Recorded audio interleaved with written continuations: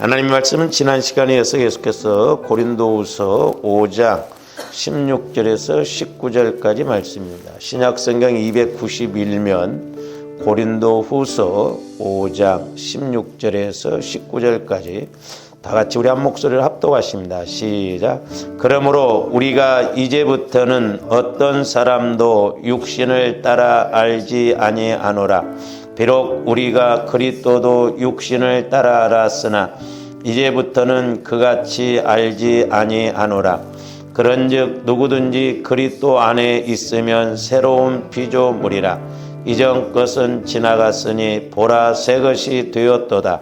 모든 것이 하나님께로서 났으며 그가 그리스도로 말미암아 우리를 자기와 화목하게 하시고 또 우리에게 화목하게 하는 직분을 주셨으니 곧 하나님께서 그리스도 안에 계시사 세상을 자기와 화목하게 하시며 그들의 죄를 그들에게 돌리지 아니하시고 화목하게 하는 말씀을 우리에게 부탁하셨느니라. 아멘.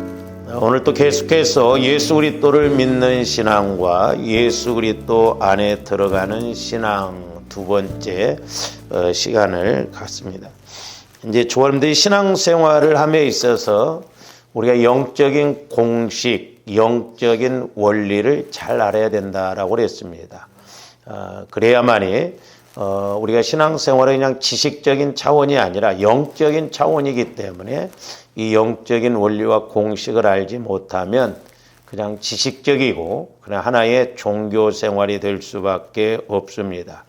그래서 이제 우리가 주일날도 구원의 새 과정을 잘 알자라고 이렇게 했는데 이게 가장 기본적이고 중요한데 이거 이제 개념이 정리가 안 되어지면 헷갈리거든요. 그래서 이제 지난 시간에도 우리가 말씀을 참고했습니다만은 조아름들이 이제 예수 그리스도를 믿으면 영혼이 구원받죠. 영혼이. 그래서 이제 우리가 물론 구원이라는 것은 전인적인 구원을 말한다고 그랬어요.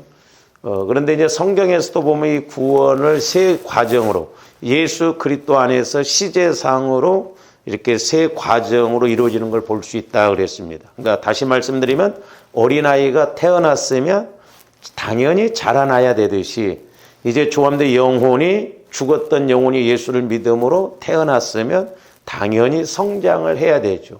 왜냐 우리 기독교는 종교가 아니기 때문에 살아있느냐 죽어있느냐 그런 관계이기 때문에 우리가 영혼이 이제 이렇게 성장해야 된다고요.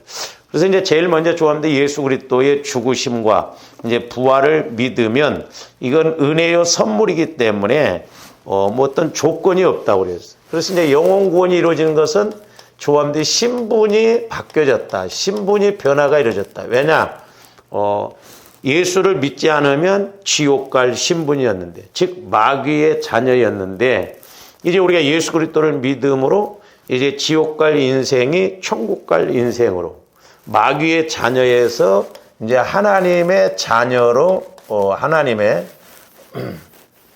하나님의 자녀로 신분이 바뀌어졌다고 그랬어요. 그래서 이제 에베소 2장 8절 9절에 보면 너희가 그 은혜로 인하여 믿음으로 말미암아 구원을 받았으니 그럴 때 현재 완료형으로 말한다. 그건 영혼 구원을 말한다. 거기서 구원은. 그래서 이 영혼 구원은 아무런 조건이 없습니다. 믿기만 하면 되거든. 예수님의 죽으심과 부활하심을 믿고 나도 이제 예수님을 입으로 시인하고 고백해서 죽어도 천국 간다는 그런 믿음을 갖기만 하면 구원을 받거든요. 근데 가만히 보면 안타깝게도 우리나라 이렇게 성도들이 보면 전부 여기에 머물러 있어요. 그러니까 예수를 뭐 1년을 믿으나 10년을 믿으나 그냥 믿는다고 합니다. 그러니까 이제 그것도 내 마음으로 믿기 때문에 신앙생활을 수십 년을 해도 변화가 없고 성장이 없고 체험이 없는 건 왜 그러냐? 그냥 이 영혼 구원 차원에서 예수 믿으면 복 받는다.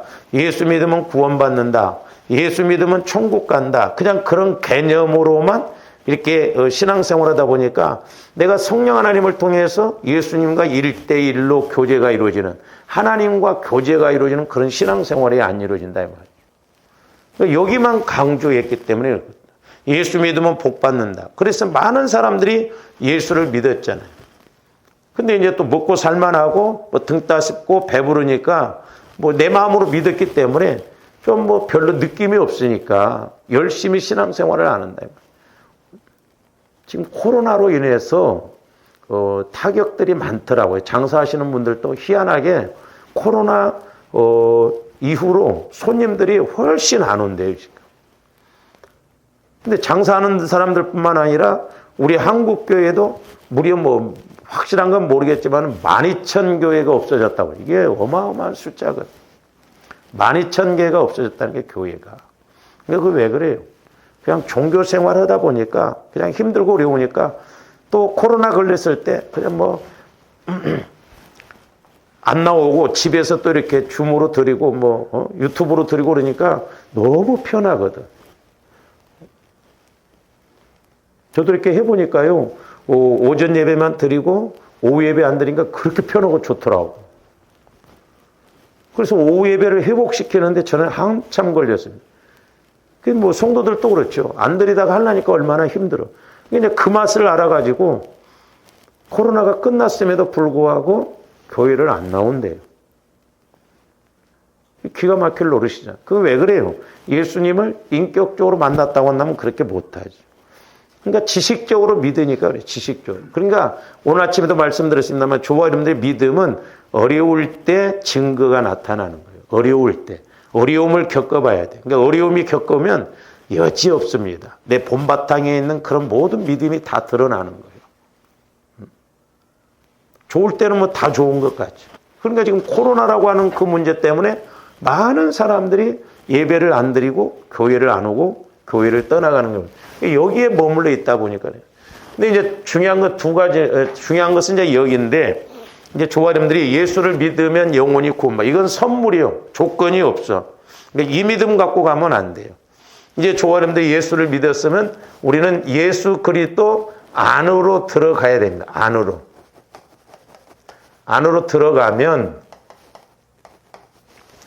이것을 이제 우리가 성화 구원이라고 그래요. 성화 구원.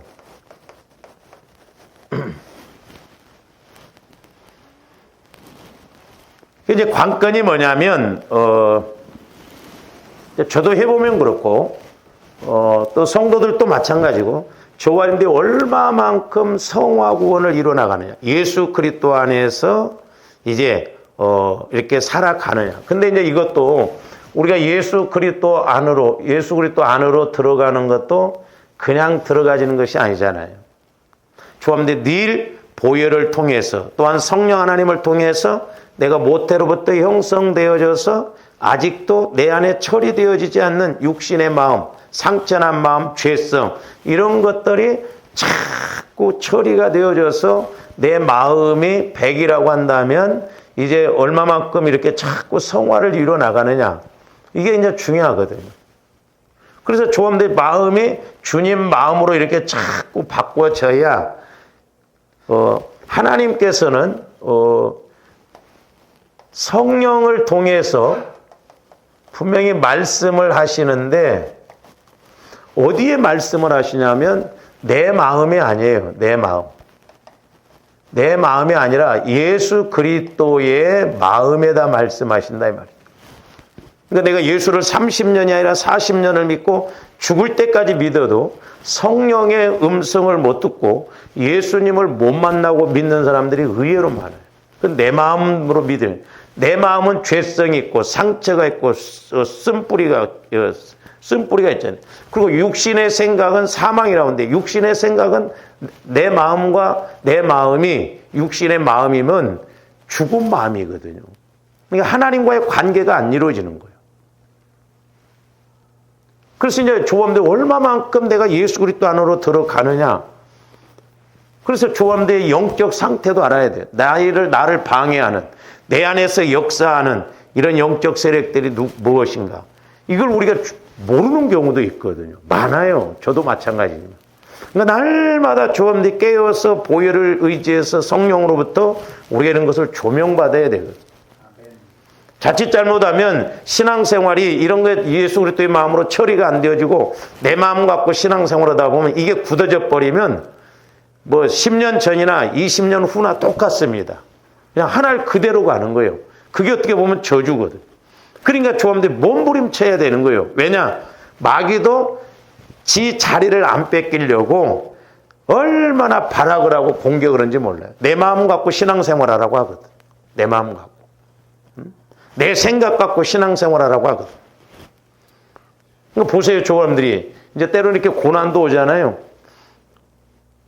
잘 생각해 보세요. 고난이 오면 조감들이 더 깨어 기도하려고 합니까? 아니면 하던 기도도 안 해버립니까? 하던 기도도 안 해요.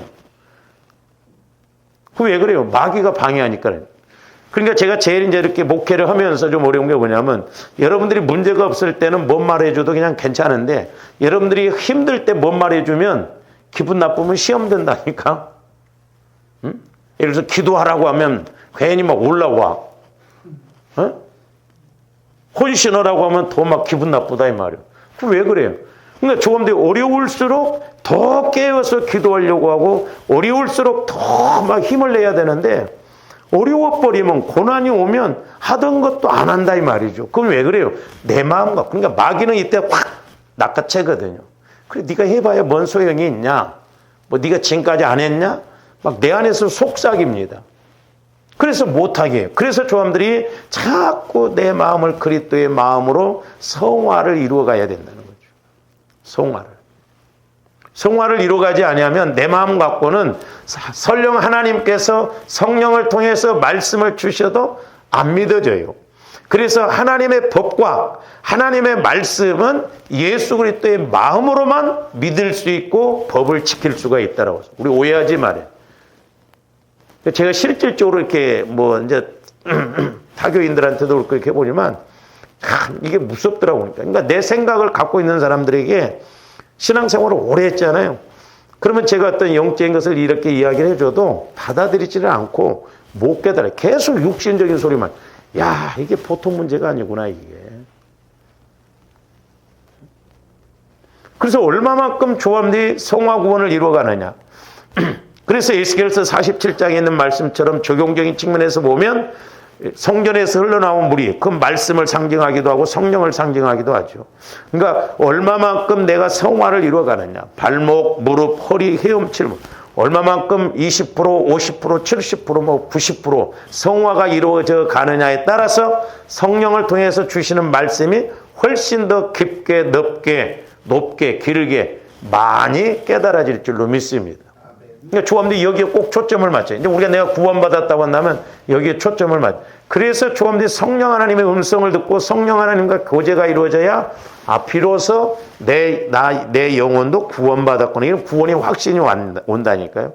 여기에서만 믿으면 절대 어떻게 보면 구원의 확신이 안 와요. 그런가? 왜? 만나보지를 못하니까 그렇다 이 말이죠. 물론 여기에서 이제 영혼 구원 받음과 동시에 뭐 체험하는 사람들도 없잖아 있죠. 그런데 일반적으로 순서상으로 보면 저와 여러분들의 마음이 예수 그리스도의 마음이 되어지고 또한 내 마음이 예수 그리스도의 마음이 되어질 때 성령께서 말씀하심이 실제적으로 깨달아지는 것이죠.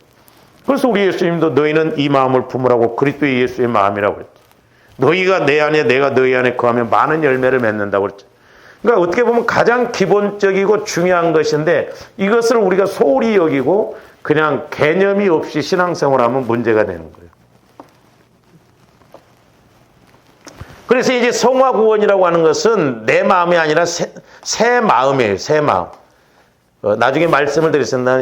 새 마음에 새 영이 역사하셔요. 그것도 제가 한번 쭉 나중에 이렇게 설명을 하도록 하겠습니다. 그러니까 새 마음이라고 하는 것은 뭔 마음이에요? 우리 오해하지 말아야 돼요. 예를 들어서 뭐 내가 술을 먹었다가 술을 끊었다고 해서 그게 새 마음이 아니야. 물론 그거 중요합니다. 근데 이 새 마음이라고 하는 것은 아까 여기서 말씀드렸습니다만 예수 그리스도의 마음을 말하는 거예요. 조범대 신앙의 승패는 어디에 달렸느냐. 내가 얼마만큼 예수 그리스도의 마음으로 성화를 이루어 가느냐.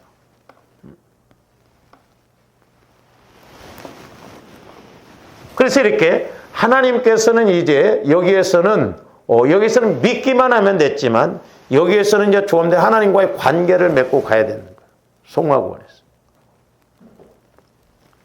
그래서 이 새 마음을 우리가 이렇게 가질 때 이제 저와 여러분들에게 새 삶이 나타나요. 새 삶. 그러니까 뭔 말이냐면은 또 새 삶이라고 하니까 물론 우리의 삶이 바뀌어지기도 하지만은 이제 조합들 마음의 성화가 이루어지면 똑같은 환경이에요. 똑같은 형편인데 그전하고 다르다니까. 생각하는 게, 느끼는 게, 체험하는 것이 달라요. 똑같은 형편이지만은 사는 기쁨이 있고 즐겁고 감사하다 이 말이에요. 물론 환경적으로도 바뀌어집니다. 그래서 이제 우리가 여기에서 이 새 삶을 또 다른 말로 말하면 요즘 새벽기도 때 계속 말씀을 드립니다마는 조함들이 예수 그리스도의 마음이래야 부활 믿음도 생깁니다. 아, 죽은 자도 살아나는구나. 아브라함처럼 없는 곳에서도 있게 하시는구나.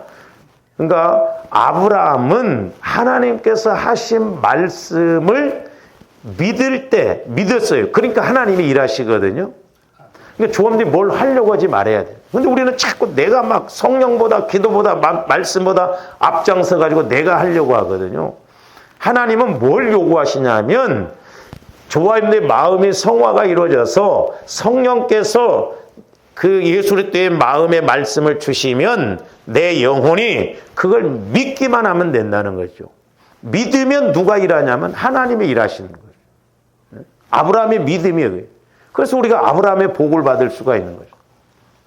그러니까 마르다나 마리아는 자기 오빠가 지금 죽었지만은 예수님은 살리시는 그런 전지전능한 예수님이라는 걸 아직 못 믿었어요. 병든 자 정도는 예수님이 고치신다. 그것만 믿었지 지금 오빠가 죽어서 시신이 썩어져 나가도 예수님이 역사하시면 죽은 자도 살리신다는 그 믿음은 안 가요. 그러니까 제한적인 믿음이죠. 한정적인 믿음이에요. 그건 왜 그래요? 아직 물론 영혼이 그 성장이 이루어지지 않았기 때문에. 그래서 조감대 영혼은 제한이 없거든요. 그래서 조감대 영혼이 이 땅에서 육신을 입고 살아가지만 나중에 육과 영이 분리되어서 그 영혼이 천국 가지만 이 땅에서도 나 영혼이 영원한 천국까지도 아는 그런 믿음도 가져야 될 줄로 믿습니다. 그러니까 영원한 세계까지 알아가야 되는 거예요. 영원한 세계까지. 그래서 이제 저와 여러분들이 예수 그리스도의 마음을 가져야 죽은 자도 살리시는구나, 예수님은. 그런데 우리 예수님도 그랬잖아요. 너희가 내 안에, 내가 너희 안에 있으면 많은 열매를 맺고. 요한복음 15장 7절에는 또 뭐라고 했어요? 너희가 내 안에 거하고. 그러니까 너희가 내 안에, 예수님 마음 안에 거하고 예수님 마음 안에다 내 말이 너희에게 임하며. 그러니까 너희가 내 안에 거하고 내 말이. 그러니까 하나님이 주시는 말씀이나 예수님이 주시는 말씀이나 똑같잖아요. 그러니까 예수 그리스도의 마음에 하나님께서 성령을 통해서 말씀을 주신다 이 말이죠. 그건 예수 그리스도께서 주시는 말씀이랑 똑같아요. 그러니까 예수 그리스도 마음 안에서 말씀을 받으면 믿음이 있으면 내가 지금 죽은 자리에 있다 할지라도 예수님이 살리신다고 한다면 살아나게끔 되어 있는 거예요. 이게 이제 부활 믿음이죠. 그러니까 조금더 예수 그리스도 안에서 자꾸 영적인 세계, 영원한 세계, 능치 못함이 없는 그 세계를 체험하는 조함들이 돼야 될 줄로 믿습니다. 근데 내 마음 갖고는 죽었다 깨어나도 어떻게 죽은 자가 살아나냐 이 말이죠. 내 형편, 내 처지, 내 환경만 바라보죠. 그래서 조함들이 이제 신앙생활하면서 좀 여기에 초점을 맞춰야 돼. 여기에. 신앙생활을 수십 년을 했어도 아직 내가 예수 그리스도 안으로 들어가는 과정이 안 이루어지고 성령께서 내게 주시는 말씀을 못 알아들으면, 그래서 이제 저와 여러분들이 새 마음, 예수 그리스도 마음 안에서는 부활 믿음도 와지잖아요. 부활 믿음. 그러면 우리가 그 부활 믿음을 가지고 기도하면 내가 여기에서 부활 삶이 이루어지는 것이요. 부활 삶. 그러니까 부활 믿음은 부활 삶을. 근데 오늘날 제가 새벽에도 말씀을 드렸습니다마는 2000년 전에 예수님이 2000년 전에 이 땅에 오셔서 죽으시고 부활하셨다는 거, 그건 믿는다고 그래요. 그리고 나중에 이제 또 조원들이 죽고 난 다음에 예수님이 재림하시면 내가 부활한다고 그래요. 그러니까 과거의 것도 믿고 미래의 것도 믿는다는데 왜 오늘은 안 믿냐 이 말이에요. 오늘은. 신앙은 오늘이에요. 오늘. 귀신은 주로 과거 지향적으로 해요. 그러니까 무당들은 주로 과거 지향적인 것으로 맞춰요. 물론 뭐 앞으로도 어쩌고 근데 그게 다 속는 거거든. 하나님은 오늘을 말씀, 오늘. 그러니까 어제의 나가 오늘을 거두고 있어. 그렇잖아요. 그러면 내가 어제 잘못 심었다고 했다면 오늘 내가 이렇게 거둘 것이 없다고 한다면 이제 이것을 알고 내일을 위해서 오늘 내가 기도로 심고 말씀으로 심고 몸으로 심고 우리가 심어야 할 거 아니에요. 어떤 때냐 저도 마찬가지지만 영적으로 이렇게 볼 때 조합원들이 아무런 느낌이 없이 그냥 뭐라고 할까요? 돌이 굴러서 그냥 왔다 갔다 하는 것처럼 교회를 그냥 그렇게 왔다 갔다 한다 이 말이죠. 그냥 귀로만 듣고 그것으로 끝나버린 거예요. 아무런 느낌도 없고 아무런 체험도 없고. 우리 신앙생활은 실제예요. 실제. 할렐루야. 실제. 오늘 또 예수님이 내 안에 계시고 내게 말씀하신다 이 말이죠. 제가 이제 새벽에도 말씀을 드렸습니다만은 주일날 이제 이렇게 조합원들 물질을 심을 때는 이렇게 하나님께 또한 제사장에게 또한 레인들에게 회중들에게 심을 것밖에 없다고 했죠. 근데 이제 저도 옛날에 이렇게 물질 훈련 받으면서 경험하는 것이 뭐냐면 이제 조합원들도 이렇게 그러잖아요. 어떤 데는 내가 굳이 이렇게 해야 되는가? 그리고 또 이제 그런 생각도 저도 옛날에 가졌거든요. 내가 이렇게 하면 하나님 아시나? 아시나? 그렇잖아요. 나 혼자 이렇게 있으면 과연 막 여러분들이 아무런 상관도 없는 사람한테 막 이렇게 구제해주고 도와주면 그냥 그것으로 끝난 거 아니야? 이거 헛짓하는 거 아니야? 그런 생각 들 때가 있잖아요. 그렇잖아요. 나하고 아무런 상관이 없는 사람한테 내가 주었어. 그걸 어떻게 하나님이 다 기억하시냐 이 말. 물론 이론적으로는 전지전능 하나님과 다 기억하는데 실제적으로 성령께서는 이제 저에게도 이렇게 딱 깨닫게 주는 게 뭐냐면 조합원들의 마음에서 하기 싫다. 내 마음 안에서 그런 마음이 오잖아요. 그러면 전지전능한 하나님이 내 안에서 내가 하기 싫다는 걸 아시더라고. 그래서 무섭더라고. 그래서 그래서 조합원들이 말씀 따라서 될 수 있으면 하나님이 기뻐하시고 선한 일, 때로는 역설적으로 사람이 모르고 누가 알아 이렇게 하는 걸. 근데 하나님은 내 마음을 우리 마음 깊은 것도 감찰하시고 심령 깊은 것도 통찰하신다라고 그랬지 않습니까? 그리고 이제 조원들이 마태복음에도 보면 너희 보물이 있는 곳에 뭐가 있다고 그랬어요? 마음이 있다고 그랬잖아요. 그러니까 저와 여러분들이 어떤 봉사가 됐건 헌금을 했던 그게 모든 것이 조합원들 마음에서 오늘 헌금해야지 하면 이 마음이 벌써 하나님 보좌의 상달이 돼버려요. 근데 천국에 가서는 그게 보물로 돼요. 돈이 가는 게 아니에요. 돈은 교회에다 내는다니까?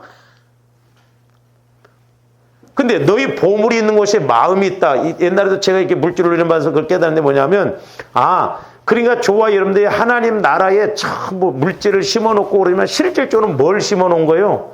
마음을 심어 놓은 거예요. 근데 나중에 내가 어떤 물질적으로 어려울 때, 돈이 1,000만 원이 필요하는데, 그럴 때 하나님은 내 마음을 알아. 그러니까 내가 마음을 천국에 많이 심어놨어. 그렇지. 네가 마음을 심어놨지. 그래서 내 마음의 문제를 해결해 주시기 위해서 물질 문제도 건강 문제도 해결해 주신다는 것이죠. 그래서 우리가 하늘 창고에 자꾸 쌓아두라고 한 것이 그거거든. 시간이 됐든 몸이 됐든 물질이 됐든. 왜? 거기에는 마음이 가 있기 때문에 했다면.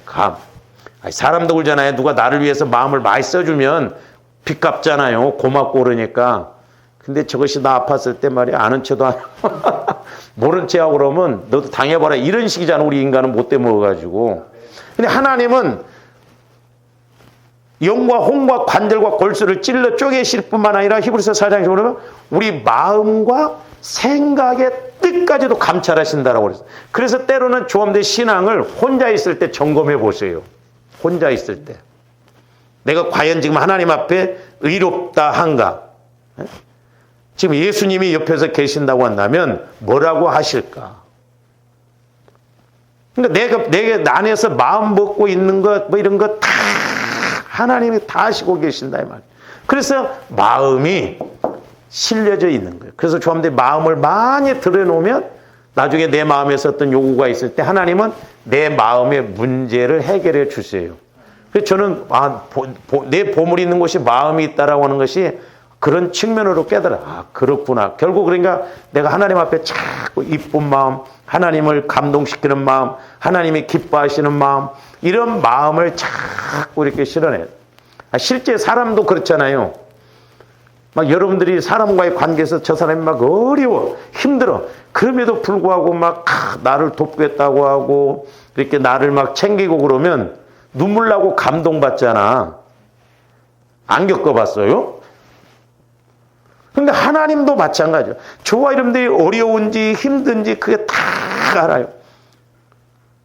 근데 제가 이렇게 지나놓고 보니까 신학생 때 제가 물질훈련을 7년 받으면서 그 어려운 가운데에서도 내가 막 그걸 해보려고 기도를 많이 했느냐 적게 했느냐 그게 중요한 게 아니라 내 마음 자세가 하나님 앞에 어떤 마음 자세로 갔느냐 그걸 하나님이 기뻐하시더라고요. 막 믿음으로 해보려고 힘들어도 믿음으로 하니까 하나님이 기가 막히게 여기는 거예요. 예? 근데 힘들어도 그냥 고개 뻗어고 하나님 찾지도 않고 뭐 그렇게 가니까 얄미운 거예요. 하나님도. 아니 지금 고난을 줘서 하나님 찾으라고 하는데 안 찾아. 저도 어떤 때 여러분들 보면 얄미울 때가 있습니다. 영적으로. 아니 지금 더 기도를 하고 더 깨어 있어야 되는데 나 몰라라 하고 간다 이 말이오. 마귀는 그때 뭐 올싸 좋다고 그렇게 가죠. 그래서 조합들이 성화 구원이 중요하다는 걸 알아요. 그래서 우리가 여기에 초점을 맞추고 이제 내가 구원받았다고 한다면 자라나야 할 거 아니에요. 그래서 적어도 기도하면 성령의 음성을 들어야 할 거 아니에요. 여러분들 신앙생활 몇 년 하셨습니까? 우리가 20년, 30년 했다고 한다면 나이가 20살이면 되자 20살 되면 말귀도 알아듣고 그러잖아요. 그래서 이제 조합들이 새 삶. 때로는 환경이 어렵더라도 오히려 감사하고 기쁘고 왜? 마음이 바뀌어지니까 내 마음으로 보는 게 아니라 주님 마음으로 보게 된다 이 말이죠. 근데 내 마음에서는 언제나 뭐 만족이 없어요. 조합들 뭐 문제 해결해 주면 만족하고 잘 믿을 것 같아요? 천만의 말씀이에요. 그렇잖아요. 여러분 조합들에게 지금 이런 상태에다 복 줘봐. 더 안 믿어. 놀러 다니고 그냥 뭐 쓸데없는 짓 하고 뭐 그러지. 어떤 면에서는 고난도 감사하다 이 말이에요. 왜? 고난이 내게 유익이라고 그랬잖아요. 그래서 이제 저와 여러분들이 여기에서부터 이제 여기까지 우리가 제가 늘 강조하잖아요. 영적으로, 인격적으로. 저는 이 말이 기가 막힌 말씀인데 여러분들 그냥 그런가 하죠. 사실적으로. 우리가 하나님을 이제 영적으로, 인격적으로, 사실적으로면 현장이에요. 실제. 사람도 실제적으로 움직이고 그렇게 하지 마. 이렇게 가. 뭐 이렇게 막 그러잖아요. 그러니까 영적으로 이렇게 우리가 예수 안에서도 마찬가지예요. 영적으로 영안이 열려지고 귀가 열려지고 성장하면 이 세 가지가 실제적으로 같이 가죠. 영적으로, 인격적으로, 사실적으로. 그래야 우리가 확실하게 믿고 가죠.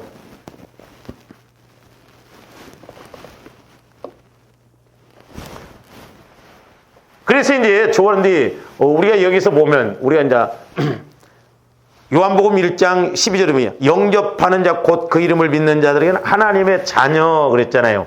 물론 하나님의 자녀도 자녀고 하나님의 아들도 똑같은 말입니다. 근데 지난번에 제가 말씀드렸잖아요. 우리가 주로 어렸을 때 애들은 우리 자녀입니다 그럽니다.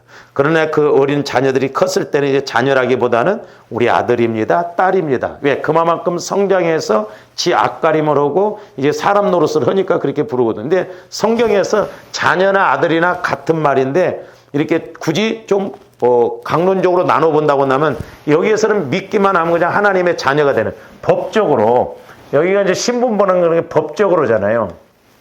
법적으로 하나님의 자녀가 돼. 근데 하나님의 아들이라는 것은 조건이 붙어요. 조건. 내가 해야 할 일이 있어. 여기서는 해야 할 일이 없어. 믿기만 하면 돼. 이만큼 내가 자꾸 성장을 해서 성숙해져야 하나님의 아들이 되고 조건이 붙고 그 조건대로 갈 때 우리가 유산도 물려받고, 그러잖아요. 실제로 육신적으로도 꼬마둥이들한테 재산 물려줍니까? 법적으로. 법적으로는 내 새끼지만 유산을 막 이렇게 상속을 안 시키잖아요. 이제 지가 관리할 줄 알고 뭔가 쓸 줄 알 때 상속을 시키잖아요. 하나님 나라도 마찬가지. 그래서 이제 조함들이 하나님의 아들로서의 신앙생활을 실제적으로 해야 될 줄로 믿습니다. 그래서 갈라디아서 4장 7절에서 뭐라고 그랬느냐 한번 봅니다. 그러므로 내가 이후로는 종이 아니요 아들이니 그랬어요. 아들이면 하나님으로 말미암아 뭘 받는다? 유업을 받는다. 유업. 육신적으로 보면 부모한테 그 유산을 물려받는 거예요. 그러니까 이제 조함들이 아들이 되어서 예수 그리스도 안으로 들어가면, 왜 그러냐면 저와 여러분들이 예수 그리스도 안으로 들어가면 예수님이 하나님의 아들이시잖아요. 하나님의 아들이시오. 그러니까 저와 여러분들이 예수 그리스도 안으로 들어가면 우리가 성경에도 보면 우리 예수님을 맏형이라고 그랬어요. 맏형. 우리는 예수님의 형제예요. 그러니까 내가 예수님 안으로 들어가면 나도 예수님 때문에 하나님의 아들이 된다 이 말이죠. 그러니까 영적으로나 환경적으로 그 유산을 물려받을 수가 있는. 이게 저 말씀이에요. 종이 아니라는 거예요. 우리는 백성도 아닙니다. 구약 측면에서는 백성으로 이야기했죠. 그러나 신약에 와서는 하나님의 자녀예요. 하나님의 아들입니다. 그러니까 백성은 그냥 넓은 개념으로만 보는데 하나님의 자녀는 1대1이에요. 그러니까 하나님은 1대1의 관계입니다. 그래서 조함들이 기도해서 나는 하나님의 자녀고 하나님의 아들이고 그렇기 때문에 하나님, 아버지 이거 해결해 주세요. 그러면 하나님이 알았다. 믿음이 있으면 해결해 주신다 이 말이죠. 그러니까 기도가 막 유창하게 하고 그게 아니에요. 우리는 좀 지금 뭐 이렇게 예배도 이런 것도 형식을 갖추다 보니까 그렇게 되는데, 제가 이제 오후 예배 때 그런 생각을 많이 들어요. 예를 들어서 찬양단이 앞에서 이렇게 찬양하면 바로 기도 들어가고 그렇게 했으면 좋겠는데 그거 멈추고 예배 다시 시작을 하면 좀 이렇게 터덕거린 것 같고 그러거든요. 옛날에는 예배 순서가 없었어요. 추엄들이 뭐 그렇잖아요. 부모한테 이렇게 부모 만나면 아버지 앉아보세요. 지금부터 이야기를 나누겠습니다. 나를 낳아주시고 전지전능하신 아버지십니다. 막 그렇게부터 시작해요. 아버지 나 이거 필요해요. 그러니까 하나님과의 관계가 이루어지면, 그러니까 사람한테 우리가 원망하고 불평하면 죄져요. 근데 하나님 앞에는, 부모한테는 때로 자식이 원망도 하고 불평도 좀 할 수 있잖아요. 부모가 자식이 일 부모가 없다고 그러잖아요. 근데 하나님도 보면 어떤 데는 하나님 앞에 성질나면 반말도 하고 그래도 하나님은 다 받아주시더라고. 하나님은 절대 시험 안 드셔. 조감들이나 시험 들지. 근데 때로는 조감들 따지더라도 좀 하나님 앞에 따지고 한번 좀 말씀 좀 해보세요. 살아계십니까?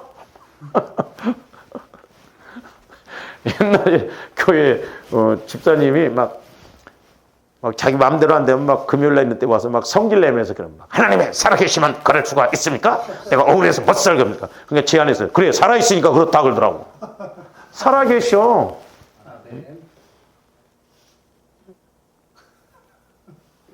제가 그 중복 기도를 좀 많이 하는 그 목사님도 어떻게 보면 영 육신적으로 이렇게 가. 그러니까 나중에 이제 어떤 막 어려움이 왔고 막 나한테 온다고 한다면 제 안에서 그런 미리 할 말씀을 해. 하나님은 살아계셔. 그 말이 뭔 말이냐면 평상시에 하나님이 살아계셨는데 그 하나님을 모르고 그렇게 왔냐 이 말이에요. 어려움이 오니까 그제서야 뭐 도와주세요. 그제서야 뭐 하세요. 그러냐 이 말. 하나님은 평상 언제나 죽은 자의 하나님이 아니에요. 살아있는. 나중에 한번 설교를 하려고 합니다. 언제나 살아계셔. 그러니까 조함들이 힘들 때나 좋을 때나 하나님은 살아계셔. 그러니까 그 하나님을 인식하고 신앙생활하자 이 말이죠. 내 마음대로 가지 말고 어떤 면에서는 문제 없을 때 더 좋을 때 더 기도하고 지금 하나님의 말씀하심이 뭔가 하나님이 일하시고자 함이 뭔가 늘 물어보고 그렇게 하라 이 말이죠. 그래서 신앙생활이 하나님의 계명이 어려운 게 아니라는 거죠. 내가 하려고 하니까 그렇죠. 성령께서 시키시는 대로만 하면 얼마나 쉽겠어요. 그렇잖아요. 그렇기 때문에 조함들은 종도 아니요. 종. 우리는 백성도 아니요. 하나님은 나의 아버지입니다. 그래서 아빠, 아버지라고 부른다고 그랬죠.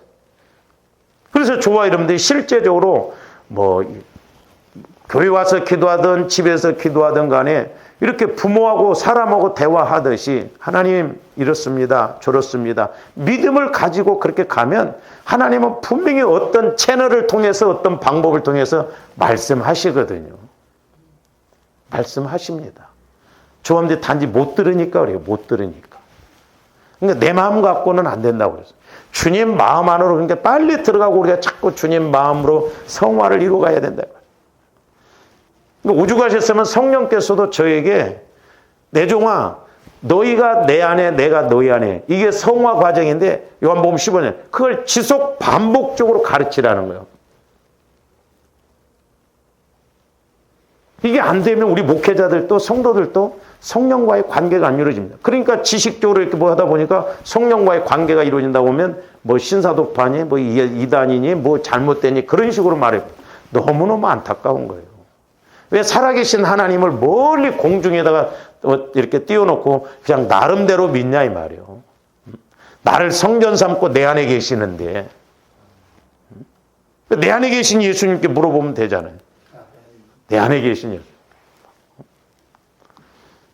제가 이렇게 이제 신학교 다니면서 신학대학 다니면서 이제 결혼을 하자마자 막 하나님이 갑작스럽게 막 물질적으로 훈련을 시키고 그러는데 진짜 어려웠거든요. 또 대전으로 이렇게 이사를 오고 또 집사람이 피아노를 한다고 했는데 애들도 없었고 하여튼 하나님이 강제적으로 막 물질을 막 훈련을 시키는데 너무너무 어려워.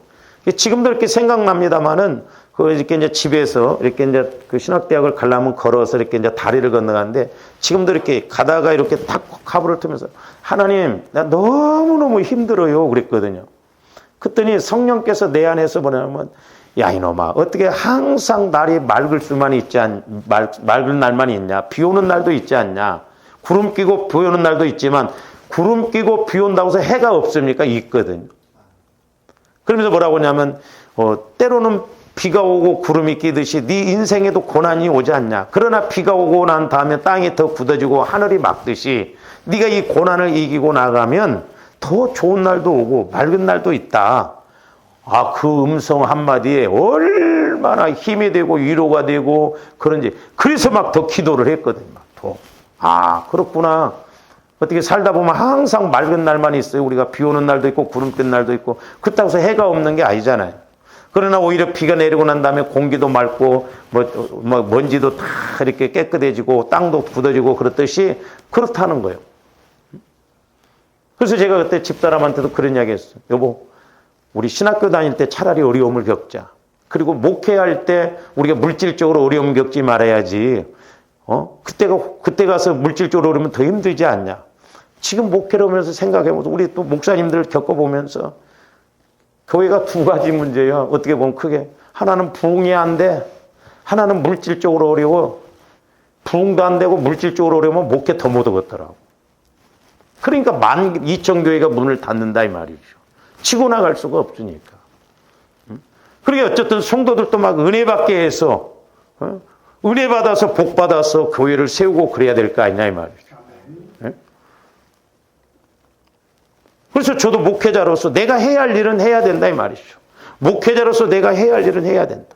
내가 목회자로서 해야 할 일을 못하면서 이래라 저래라 한다고 하면 문제가 되죠. 그래서 저도 몸부림치면서 성도들이 은혜 받게 하고 성령께서 우리 교회에 주시는 말씀을 줘서 본인이 안 먹으면 본인 책임이요 그거. 그래서 저도 이제 하나님 앞에 가서 할 말이 있어야 할 거 아니에요. 만약에 하나님 앞에 갔을 때 말씀을 쫙 보여주면서 이런 말씀을 가르쳤어야 되는데 네가 뭘 가르쳤냐. 그런다고 너는 목회자로서 뭐라고. 그렇기 때문에 저도 말씀을 읽으면서 한 단어라도 구석구석 이 말씀은 이런 의미입니다 해서 제가 그래서 자꾸 말씀을 띄우고 말씀으로 여러분한테 주려고 온 것도 제 책임도 내가 하나님 앞에 가서 면해야 할 거 아니에요. 그렇잖아요. 그 책임이 무섭거든. 그리고 또 그런 말씀을 줘야 여러분들도 그 말씀 안에서 갈 수 있지 않냐 이 말이죠.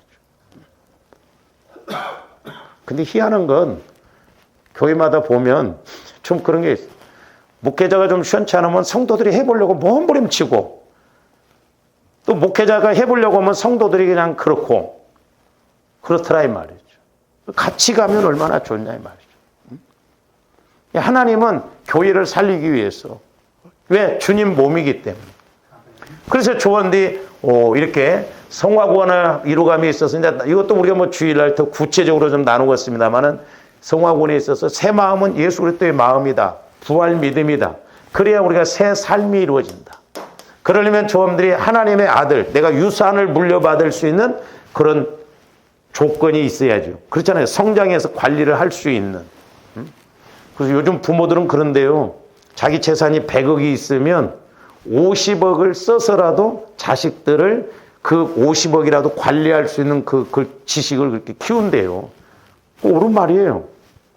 내 자식이 내가 100억 재산을 물려줬는데 그걸 몰라갖고 잃어먹어 버리면 안 되잖아. 그러니까 50억을 투자해서라도 이 자식을 가르쳐서 나머지 50억이라도 관리할 수 있는 그런 믿음으로 그런 지식을 갖도록 그렇게 한다는 거죠. 그러니까 하나님도 마찬가지죠. 조함들 믿음이 있으면 하나님은 믿음의 모든 걸 다 주십니다. 그래서 조함들 기도도 하셔야 돼요. 나에게 큰 믿음의 은사를 달라고. 쪽제비 콧구멍만한 믿음 가지고 가지 말고 큰 믿음. 왜냐면 은사 중에 믿음, 어떤 사람에게는 믿음을 그랬죠. 조함들이 큰 믿음 가지면 크게 움직인다 이 말이죠. 그래서 내가 이후로는 종이 아니요 아들이니, 아들이면 하나님으로 말미암아 유업, 하나님의 나라 모든 것을 다 예수 그리스도 안에 모든 것이 다 있어. 그러니까 어찌 예수 그리스도를 주신 이가 은사와 함께 모든 것을 주시지 않겠냐고. 아니, 아들을 주셨다면 아들 안에 모든 것이 다 들었다 이 말. 지혜와 지식의 모든 부하가 다 있다. 그렇기 때문에 조합들이 영적으로 주님 마음을 통해서 말씀을 읽을 때나 들을 때 이 말씀이 여기가 있네. 이게 보화구나. 또 이렇구나. 막 금을 캐듯이 말씀 안에서도 그런 은혜를 받아야 될 줄로 믿습니다. 자, 마태복음 5장 43절에서 45절도 봅니다. 이거 조건이 붙었어요. 또 네 이웃을 사랑하고 내 원수를 미워하였다는 것을 너희가 들었으나 나는 너희에게 이르노니 너희 원수를 뭐하며 사랑하라. 너희를 박해하는 자를 기도하라. 자, 이 세상에 원수를 사랑하는 사람, 인간은 한 사람도 없습니다. 오직 예수님만 원수를 사랑하셨어요. 그러니까 오늘날도 조합들이 내 힘으로는 안 돼. 그러나 내가 예수 그리스도의 마음 안으로 들어가면 원수도 사랑할 수 있잖아요. 손양원 목사님이 자기 두 아들을 죽인 그 사람을 양아들 삼아가지고 목회자로 세웠잖아요. 그 대단해요. 그래서 사랑의 원자폭탄이라고 그러잖아요. 내 힘으로는 안 되는 거예요. 그러나 주님 마음을 가지면 나도 주님 마음 안에서는 원수도 사랑할 줄로 믿습니다. 왜? 그 사랑의 능력은 원수도 사랑하고 원수도 용서하고. 그래서 조합들이 자꾸 사랑 안으로 들어가야 되겠다. 그래야 넘어갈 힘, 용서할 힘, 받아들일 힘, 그 힘이 생겨요. 바닷물이 그 짠물 농도가 3%밖에 안 된대요. 근데 바다는 그 소금물의 3%를 가지고 세상 더러운 거 뭐 다 받아들여서 종말을 시키잖아요. 그러니까 오늘날도 조함들이 자꾸 그리스도 안으로 들어가면 원수도 사랑할 수 있는, 원수도 용서할 수 있는 믿음이 올 줄로 믿습니다. 내 마음 갖고는 안 된다니까요. 우리는 할 수도 없어 또. 근데 우리는 원수도 아닌 사람을 얼마나 뒤집었다 엎었다 막 죽여놨습니까? 그렇잖아요. 응? 저기에서는 보세요. 원수를 사랑하고 박해하는 자를 위해서 기도해. 누가 나를 위해서 박해해봐. 저거 다리 몽댕이 안 부러지는가. 하나님께서 다리 분지르는 은사를 안 주셔도 다행이에요. 만약에 그런 은사 줬으면 아마 우리 성도들도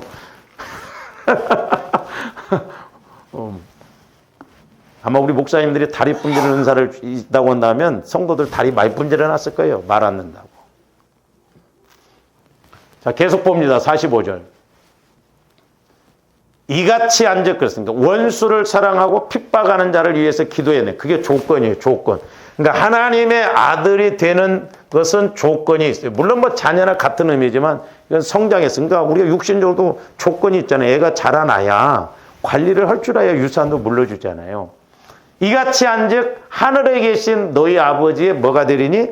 아들이 되니. 아까는 우리가 갈라디아에서는 종이 아니고 아들이라고 그랬죠.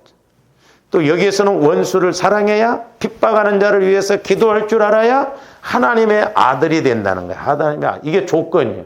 그래서 성화구원에서는 내가 해야 할 일이 있어요. 여기서는 해야 할 일이 없어요. 믿기만 하면 돼. 그러면 구원받아. 그러나 이 땅에서 이제 내가 하나님의 아들로서 복을 받고 하나님 앞에 가서 상급을 받으려면 조한들이 자꾸 상급 받을 일, 복을 받을 일을 해야 될 줄 믿습니다. 그러려면 내가 자식 노릇도 해야 하잖아요. 육신의 자식도 지가 공부도 하고 또한 취직도 하고 그래서 돈도 벌어다가 부모에게 효도도 하고 뒤 사람 노릇도 하고 앞가람도 하고 그래야 되잖아요. 그러니까 우리가 하나님의 자녀도 마찬가지. 내가 이 땅에서 자녀로서 해야 할 일을 해야 돼. 그래야 하나님의 은혜도 주시고 복을 주시고. 그래서 하나님의 아들이 되리니 이는 하나님이 그 애를 악인과 선인에게 비추시며 비를 의로운 자와 불의한 자에게 내려주심이라 이렇게 말씀하고 있습니다. 여기서는 자꾸 내가 주님 마음 안에 들어가서 하나님의 아들로서 성장을 해서 그렇게 조건적인 그런 말씀들을 이룰 때 은혜를 주시는 것이죠. 그 다음에 또한 빌립보서 2장 12절에서 16절도 한번 봅니다.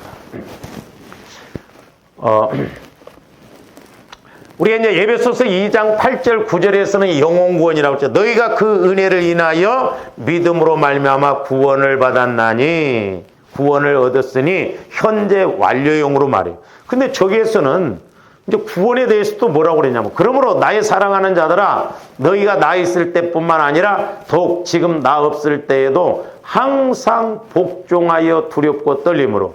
사도 바울은 앞으로 되어질 일까지도 3층째까지 갔다 왔잖아요. 그러니까 안다 이 말이죠. 그러니까 조아님도 영적 세계를 알고 마귀를 알고 하나님을 안다고 한다면 오늘 살아가는 것이 두렵고 떨림. 그래서 막 겁먹으라는 게 아니에요. 아, 하나님은 분명히 심판하시는 하나님이기 때문에 만약에 여러분들이 뭐 직장을 나가고 그런데 내 마음대로 그냥 뭐 오늘 기분 나쁘다 안 가봐. 두렵잖아요. 잘리잖아요. 그러니까 하나님 나라도 내가 하나님을 인식하면 아 이렇게 가면 어떻게 되겠구나. 그 영적인 세계를 알게 되기 때문에 두렵고 떨림으로 성화구원을 이루어가라는 거예요. 왜? 이게 안 이루어지면 마귀의 밥이 되고 마귀의 공격을 받기 때문에 그렇단 말이에요.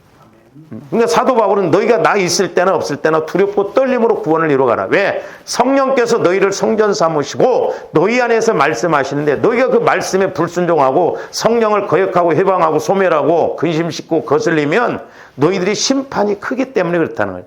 그러니까 안다 이 말이에요. 그러니까 좀 성령의 인도를 받으면 두렵고 떨림이 옵니다. 그러니까 우리가 함부로 이렇게 못 가요. 제가 옛날에 어떤 본사님을 이렇게 상담하면서 기도를 했는데 알고 까부르라고 하더라고. 알고. 교회가 네 놀이터냐라고 하더라고. 교회가. 막 자기 성질대로 막 해버리는 거예요. 주님의 몸에서 자기 성질대로 교회가 네 놀이터냐는 거예요. 그러니까 모르니까 그러거든. 죽을지 살 줄을 모르고. 그러나 주님들이 영적 세계를 안다면 교회론을 잘 알면 와 내가 지체로서 주님 몸의 지체로서 어떻게 해야 할 것인가 확실하게 알아지잖아요. 그래서 성화구원에 있어서는 저기 보면 두렵고 떨림으로 너희 구원을 이루라. 여기에서는 현재 진행형으로 말하고 있어요. 근데 저기 빌립보서 2장 12절 말씀은 성화구원을 말하는 거예요. 똑같은 구원이라고 하는 표현이지만 여기에서는 영혼구원, 한 번만 받는 구원을 받았으니 그리고 여기에서는 두렵고 떨림으로 구원을 이루라. 날마다 회개해서 조함들이 구원을 이루어 나가야 될 줄로 믿습니다. 근데 이런 구분이 안 되면 이 구원을 말하는 거야. 이 구원을 여기에서는 성화 구원을 날마다 주님 마음으로 성장해 가라 이 말이죠. 그러면서 뭐라고 그랬어요? 너희 안에서 행하시는 이는 하나님이시니 자기의 기쁘신 뜻을 위하여 너희에게 소원을 두고 행하게 하시나니. 소원을 두고 행하게 하신다. 하나님 뜻대로. 그러니까 조함들 마음이 주님 마음으로 성화가 이루어지면 아 주님이 내게 말씀하시면 뭔가를 알아.